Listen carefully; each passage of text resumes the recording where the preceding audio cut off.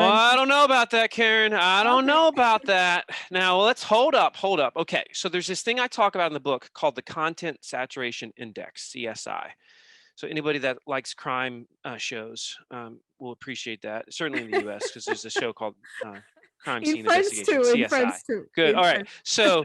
So so content saturation index, what that basically means, or what that equates to is the more saturated an industry is with content, the harder it is from a Google search perspective to Mhm. really stand out. Okay. Now that's true. Here's what I have found. In 2021 still, over 80% of industries have a low CSI. So there are certain ones that have a high content saturation index. Let me give you an example of some that have a high. Um, uh, Things like insurance industries, right? Because there's a million gazillion insurance companies, things like that. Marketing agencies, right? Because every marketer is trying to do content and marketing. And so therefore, they're all talking about this stuff. So that's a very, very high saturation index. And there's certainly others out there. Not going to get into them. Now, even if I started a pool company today and was competing against the great Marcus Sheridan, I would do, and I'm not exaggerating, I would do the exact same thing all over again. Now, here's the reason why. Here's the reason why. And everybody listen to this. Because the foremost reason why you do the Ask You Answer is to help your sales team today.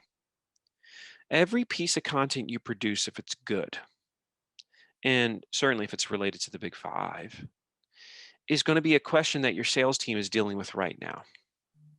And by the way, if you're listening to this, you might say, I don't have a sales team. That's bull. You have a sales team. I don't care what you call it, but you transact money in business, you have a sales team. So everybody's got a sales team. So if you read the book, there's half on marketing, half on sales.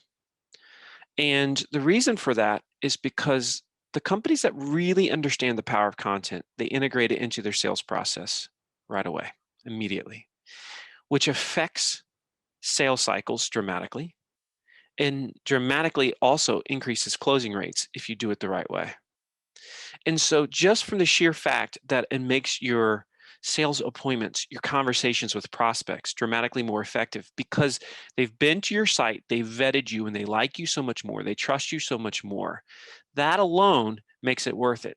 Then if you get very intentional about integrating it into the sales process, like you read in the chapter on assignment selling in the book, which is a whole lot of meat and potatoes there, it's a whole other conversation. But if you get really good at that, once again, you're talking about explosion in closing rates. And so my point is, even if Google never ranked a single article that you produced, would they Ask You Answer be worth it? The answer is hell yes, it would be very, very worth it, because everybody that still comes to you has probably vetted you on your website and therefore is going to think that you're an amazing teacher. They're going to trust you more. They're going to thank you for it.